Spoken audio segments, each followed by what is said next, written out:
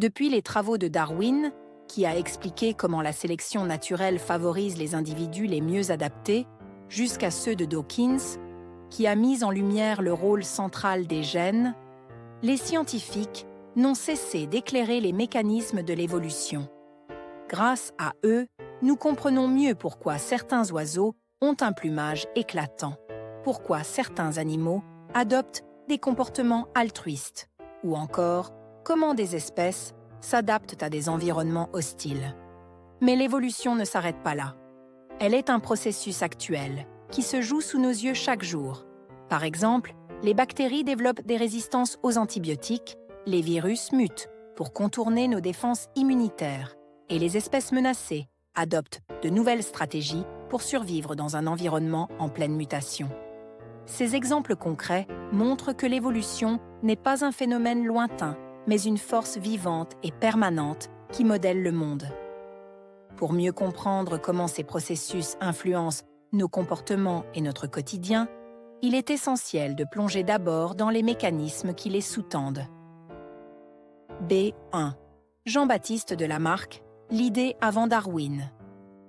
Avant Darwin, le naturaliste français Jean-Baptiste de Lamarck avait proposé une théorie d'évolution dans laquelle les traits acquis au cours de la vie pouvaient être transmis à la descendance. Par exemple, il imaginait qu'une girafe allongeait son cou en tirant sur des branches hautes et qu'un cou plus long serait transmis à ses petits. Bien que cette théorie ait été réfutée, puisque les traits acquis ne modifient pas l'ADN, l'apport de Lamarck reste crucial dans la mesure où il a été l'un des premiers à reconnaître que les espèces changent avec le temps, en réponse à leur environnement. B2. Charles Darwin, la révolutionnaire sélection naturelle. L'histoire commence réellement avec le naturaliste britannique Charles Darwin, l'homme derrière la première explication cohérente de l'évolution. En 1859, dans son célèbre ouvrage « On the Origin of Species », il propose deux concepts clés, la sélection naturelle et la sélection sexuelle. B.2.A. La sélection naturelle, le moteur de l'évolution. Darwin a observé que certains individus dans une espèce naissent avec des traits légèrement différents. Par exemple, une girafe peut avoir un cou plus long qu'une autre. Si ces différences donnent un avantage pour survivre ou se reproduire, comme un cou permettant d'accéder à des feuilles hors de portée des autres, ces individus auront plus de chances d'avoir des descendants. Ces traits avantageux, ne fût-ce qu'un tout petit peu, seront donc transmis à la génération suivante et deviendront plus fréquents dans la population au fil du temps. C'est ainsi que les espèces s'adaptent progressivement à leur environnement. En résumé, c'est une idée simple mais puissante. Les individus les mieux adaptés à leur environnement ont plus de succès reproductif et leurs traits sont sélectionnés par la nature. B2B. La sélection sexuelle, l'importance de la reproduction. La survie ne suffit pas. Darwin remarque que certains animaux développent des caractéristiques extravagantes qui ne semblent pas aider à survivre, comme la queue impressionnante du paon ou les bois imposants des cerfs. Ces traits ont évolué, non pas grâce à la sélection naturelle traditionnelle, mais grâce à la sélection sexuelle, un autre mécanisme clé. Dans ce cas, des traits sont favorisés car ils augmentent les chances de trouver un partenaire pour se reproduire. Par exemple, un mâle avec une queue très colorée peut attirer davantage les femelles, même si cette queue ralentit sa fuite face à un prédateur. B3. Gregor Mendel. Les lois de la génétique. Darwin avait bien compris que les traits se transmettent de génération en génération, mais il ne savait rien des mécanismes génétiques. C'est Gregor Mendel, un moine et scientifique, qui a percé ce mystère. En croisant des plantes aux caractéristiques différentes, des pois jaunes et verts, il a découvert que les traits sont déterminés par des unités d'hérédité, aujourd'hui appelées gènes. Les expériences de Mendel sur les pois ont montré que les allèles des gènes se séparent et se combinent de manière prévisible. ce qui explique comment les traits se transmettent de parents à enfants et pourquoi certaines caractéristiques apparaissent ou disparaissent d'une génération à l'autre. B4. Ronald Fisher. Le mariage entre Darwin et Mendel. Darwin avait compris pourquoi les traits changent au fil des générations, et Mendel avait expliqué comment les traits sont transmis. Mais il fallait combiner ces deux blocs de connaissances. Ronald Fisher, un statisticien et biologiste, a joué un rôle clé dans cette synthèse. En utilisant des mathématiques, il a montré comment les lois de Mendel permettent à une population de changer sous la pression de la sélection naturelle. Ces découvertes ont jeté les bases de la biologie évolutive moderne, qui étudie comment les forces évolutives façonnent la diversité génétique et conduisent à l'apparition de nouvelles espèces. B5. Angus Bateman. Les stratégies reproductives. Le biologiste Angus Bateman a approfondi l'idée de Darwin sur la sélection sexuelle. Les femelles produisent les gamètes les plus gros, les ovules ou œufs, tandis que les mâles produisent des gamètes plus petits et généralement mobiles, les spermatozoïdes. Cette différence fondamentale dans la taille des gamètes est un phénomène qui s'observe chez presque toutes les espèces sexuées. Le résultat ? Les mâles et les femelles n'ont en général pas les mêmes stratégies reproductives. Les mâles augmentent leur succès reproductif en courtisant un maximum de partenaires. Les femelles privilégient la qualité des partenaires sur leur quantité. Cette dichotomie comportementale explique notamment pourquoi les mâles développent des traits compétitifs comme des cornes ou des bois. B6. William Hamilton. La sélection de parentèle. Un grand mystère restait à résoudre. Comment expliquer l'apparition de comportements altruistes, où un individu semble se sacrifier pour les autres? Par exemple, pourquoi une abeille travaille-t-elle pour la ruche au lieu de se reproduire? Le biologiste William Hamilton a répondu à ces questions en introduisant le concept de sélection de parentèle, pour expliquer comment les comportements altruistes, des actions coûteuses pour soi mais bénéfiques pour les autres, peuvent être favorisés par la sélection naturelle. La règle de Hamilton, formulée en 1964, repose sur une formule mathématique simple mais puissante, qui démontre à quelles conditions l'altruisme peut évoluer. R multiplié par B est plus grand que C. Dans cette formule, R représente le coefficient de parenté entre l'individu altruiste et le receveur, c'est-à-dire la proportion de gènes qu'il partage. B représente le bénéfice pour le receveur comme une meilleure survie ou reproduction. C représente le coût pour l'individu altruiste, à savoir une diminution de ses propres chances de survie ou de reproduction.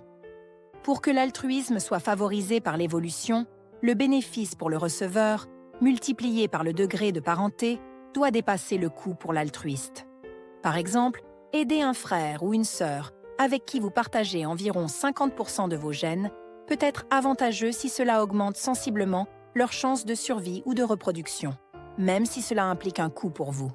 Vu sous cet angle, les comportements altruistes envers un parent peuvent être compris comme une stratégie génétique. En aidant un parent, un individu favorise indirectement la survie des gènes qu'il partage avec lui. B7. John Maynard Smith. La théorie des jeux. John Maynard Smith a apporté une contribution majeure à la biologie évolutive en appliquant la théorie des jeux, un outil mathématique initialement développé en économie à l'étude du comportement animal et des interactions biologiques. Cela a permis d'expliquer de nombreux comportements observés dans le monde vivant, qu'ils soient compétitifs ou coopératifs. Maynard Smith s'est aussi intéressé à un grand mystère en biologie. Pourquoi la reproduction sexuée existe-t-elle? Comparée à la reproduction asexuée, ou clonage, elle semble plus compliquée et moins efficace, car elle demande 2 individus et produit moins de descendants. Pourtant, Maynard Smith a montré qu'elle offrait un énorme avantage. Elle mélange les gènes, créant ainsi une grande diversité génétique. Cette diversité permet aux populations de s'adapter aux changements de l'environnement et de mieux résister aux menaces comme les parasites ou les maladies, ce qui est crucial pour la survie des espèces. Ces travaux ont donc expliqué pourquoi, malgré ces coûts, la reproduction sexuée est tellement répandue. Enfin, Maynard Smith a introduit l'utilisation de modèles mathématiques dans la biologie, ce qui a permis de rendre l'étude de l'évolution plus précise. En résumé, les travaux de Maynard Smith ont permis de mieux comprendre les comportements des animaux, les avantages de la reproduction sexuée et plus largement les mécanismes de l'évolution. Cette démarche, mêlant mathématiques et biologie, est aujourd'hui encore une source d'inspiration pour les chercheurs du monde entier. B8. Robert Trivers, l'investissement parental et la réciprocité conditionnelle. Robert Trivers a apporté des contributions fondamentales à notre compréhension des comportements sociaux et des stratégies reproductives. Parmi ses idées les plus marquantes figurent la théorie de l'investissement parental et celle de la réciprocité conditionnelle, deux concepts qui éclairent les dynamiques complexes de la vie sociale et de la reproduction. B. 8.A. L'investissement parental, certains parents en font plus. Trivers s'est appuyé sur des travaux antérieurs, en particulier ceux de Bateman, pour éclairer les différences de comportement reproductif entre les sexes. Bateman avait observé que, dans de nombreuses espèces, les mâles sont généralement plus compétitifs dans la recherche de partenaires reproductifs, tandis que les femelles adoptent une stratégie plus sélective. Trivers enrichit cette réflexion en introduisant un concept fondamental, l'investissement parental. Celui-ci regroupe non seulement les coûts initiaux de production des gamètes, mais aussi tout ce que chaque sexe consacre à la survie et au développement de sa progéniture, comme les soins, la nourriture ou même la protection contre les prédateurs. Il démontre que le sexe qui investit le plus dans la reproduction devient une ressource précieuse et limitée, déclenchant une compétition féroce chez l'autre sexe pour y accéder. Par exemple, chez les mammifères, les femelles investissent beaucoup dans la gestation et l'allaitement. Cela conduit à une plus grande compétition entre les mâles, tandis que les femelles optent pour des choix minutieux en sélectionnant des partenaires susceptibles d'offrir les meilleurs gènes ou les meilleures ressources. Cette théorie offre un cadre pour comprendre des comportements universels. Chez de nombreuses espèces, les mâles sont souvent plus agressifs et compétitifs, tandis que les femelles se montrent plus prudentes et discriminantes dans leurs choix. Cependant, Trivers montre également que ce modèle peut être inversé lorsque le rôle d'investissement change. Par exemple, chez certaines espèces d'oiseaux dont les mâles investissent davantage dans les soins parentaux, ce sont alors les femelles qui deviennent plus compétitives et courtisent activement les mâles. B. 8. B.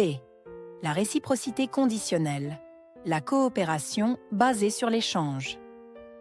Une autre contribution majeure de Trivers est l'idée de réciprocité conditionnelle, un mécanisme qui explique comment la coopération peut émerger entre individus non apparentés. À travers ce principe, les individus choisissent d'aider les autres sous une condition, que cette aide soit rendue à l'avenir.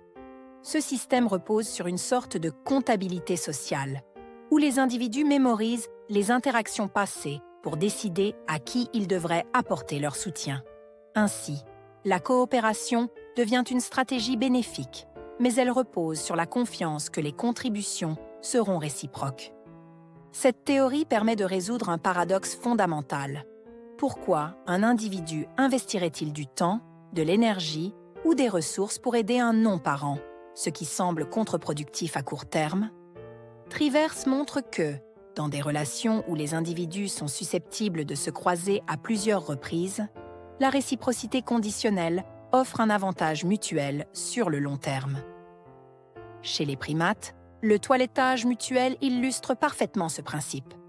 Un individu retire les parasites ou soigne le pelage d'un autre aujourd'hui, en s'attendant à recevoir le même traitement plus tard. Ce comportement, bien qu'altruiste en apparence, est en réalité une forme d'échange équitable et calculé. Cette idée révolutionnaire élargit notre compréhension de la coopération au-delà des liens familiaux et introduit une logique simple mais puissante. L'aide apportée, même entre inconnus, peut être un investissement rentable lorsque le contexte favorise un retour à long terme. La réciprocité conditionnelle éclaire non seulement des comportements observés chez les animaux, mais elle offre également des pistes pour comprendre les dynamiques humaines, comme les échanges économiques ou les alliances sociales, où la confiance et la mémoire jouent un rôle clé. B. 9. Richard Dawkins, le gène égoïste. En 1976, dans son ouvrage emblématique The Selfish Gene, Richard Dawkins a replacé les gènes au cœur du processus évolutif. Ce ne sont pas les individus ou les groupes qui sont les véritables moteurs de l'évolution, ce sont les gènes eux-mêmes. En regardant l'évolution sous cet angle, on comprend que les organismes ne sont rien de plus que des véhicules temporaires, façonnés par la sélection naturelle pour maximiser la transmission de leurs gènes à la génération suivante.